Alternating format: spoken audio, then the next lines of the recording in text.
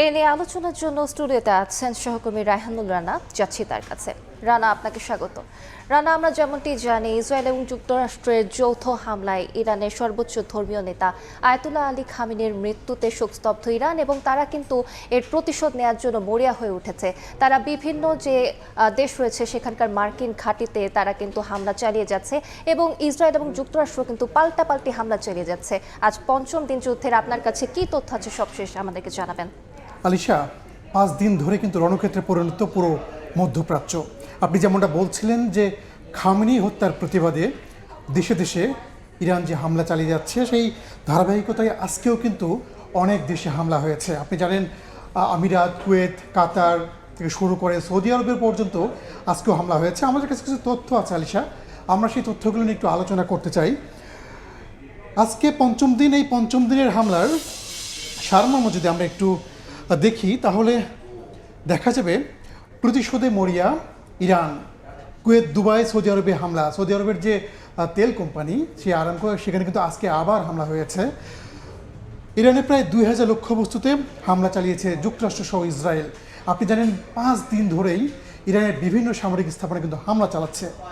সেই যৌথ হামলায় এখন পর্যন্ত 300-র বেশি সামরিক, যেখান থেকে আপনার ক্ষেপণাস্ত্র উৎক্ষেপণ করা হচ্ছে, ক্ষেপণাস্ত্র হামলা চালানো হচ্ছে, সেগুলো লক্ষ্য করে হামলা চালিয়ে যাচ্ছে ইসরায়েল এবং যুক্তরাষ্ট্র।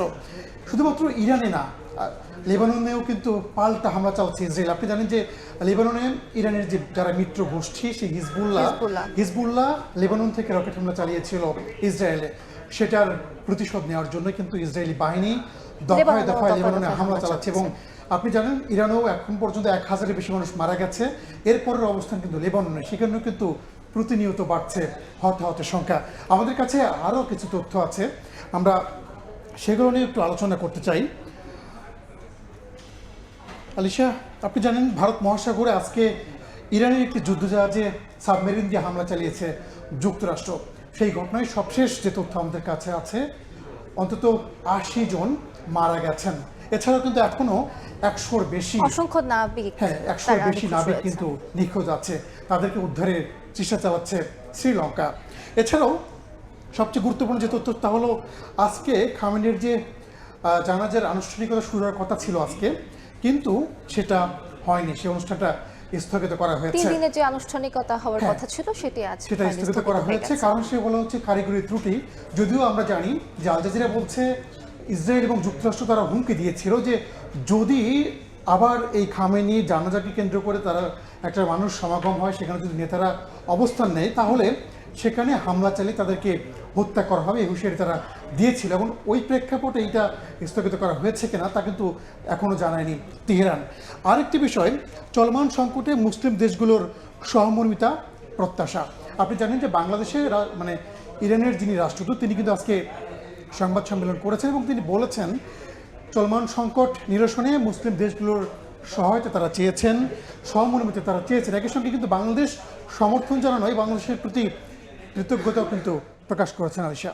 রানা, হরমুজ প্রণালী তো ইতোমধ্যেই বন্ধ ঘোষণা করেছে আইআরজিসি, এবং এর কারণে কিন্তু বৈশ্বিক অর্থনীতিতে নানা রকম প্রভাব পড়ছে, এবং বাংলাদেশেও কিন্তু প্রভাব পড়ার আশঙ্কা তৈরি হয়েছে, এমনটাই বলছেন বিশ্লেষকরা। যেহেতু হরমুজ প্রণালী লাইফলাইন বলা হয় হরমুজ প্রণালীকে জ্বালানি খাতের, তো আপনার কাছে এ নিয়ে কি তথ্য আছে? বাংলাদেশে কি আসলেই কোনো সংকট তৈরির আশঙ্কা রয়েছে কিনা? আলিশা, আপনি জানেন হরমুজ প্রণালী কিন্তু বলা হয় লাইফলাইন ওই অঞ্চলের জন্য, শুধুমাত্র ওই অঞ্চল না, পুরো বিশ্বের জন্যই। কারণ প্রতিদিন পুরো বিশ্বের যে জ্বালানি, সেই জ্বালানির 20% কিন্তু ওই পথ দিয়েই চলাচল করে।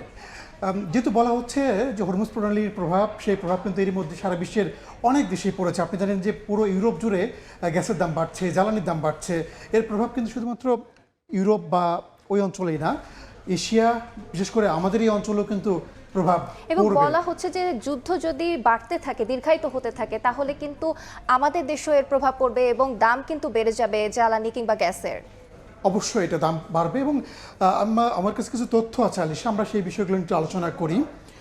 আমরা যদি দেখি যে হরমুজ প্রণালী বন্ধ, সেই বন্ধের সূত্র ধরে কিন্তু বাংলাদেশে এখন মার্কিন সহকারী পররাষ্ট্রমন্ত্রী তিনি কিন্তু সফর করছেন এবং দফায় দফায় বাংলাদেশের মন্ত্রীদের সঙ্গে তিনি বৈঠক করছেন। সেই বৈঠকে চলমান সংঘাত দ্রুত বন্ধের তাগিদ দিচ্ছে বাংলাদেশ। আপনি জানেন, যেটা বলছিলেন যে যদি সংকট দীর্ঘ হয় তাহলে কিন্তু এই পরিস্থিতির প্রভাব বাংলাদেশে খুব প্রকট আকার ধারণ যদিও করতে এখন পারে। বাংলাদেশে বলা হচ্ছে যে মজুদ পর্যাপ্ত রয়েছে, এখনই সমস্যা সৃষ্টি হবে না, তবে সামনে যে যেন দীর্ঘায়িত না হয় সেজন্য বন্ধের আহ্বান সেজন্য করা বলা হয়েছে। হচ্ছে যে জ্বালানি সংকট মোকাবেলায় সহায়তা প্রত্যাশা, যুক্তরাষ্ট্রের কাছে কিন্তু সহায়তা প্রত্যাশা করছে বাংলাদেশ সরকার, যেন চলমান এই সংকট বাংলাদেশও যেন মোকাবেলা করতে পারে সেই প্রত্যাশা কিন্তু জানানো হয়েছে। এছাড়াও আপনি দেখেন জ্বালানি ব্যবহারে আমাদের যারা গ্রাহক আছে বাংলাদেশের নাগরিকদের প্রতি কিন্তু মানে পরামর্শ দেওয়া হয়েছে যেন জ্বালানি ব্যবহারে আমরা সবাই সাশ্রয়ী হই, সেটাও কিন্তু বলছেন আমাদের মন্ত্রী। তো যেহেতু তারা বলছেন যে এই মাস যে মার্চ, সেই মার্চে আপাতত আমাদের সংকট হওয়ার কোনো আশঙ্কা নেই, তারপরও কিন্তু পরবর্তী ধাপের বা পরবর্তী সময়ের জন্য যুক্তরাষ্ট্রের কাছে সহায়তা প্রত্যাশা করেছে বাংলাদেশ। আলিশা, রানা, আপনাকে অসংখ্য ধন্যবাদ। আপনার মাধ্যমে অনেক গুরুত্বপূর্ণ তথ্য সম্পর্কে আমরা জানলাম। অনেক ধন্যবাদ আলিশা। আমাদের সঙ্গে স্টুডিওতে যুক্ত হয়েছিলেন সহকর্মী রায়হানুল রানা। আমরা আলাপ করছিলাম যুক্তরাষ্ট্র, ইসরায়েল এবং ইরানের যুদ্ধ সম্পর্কে।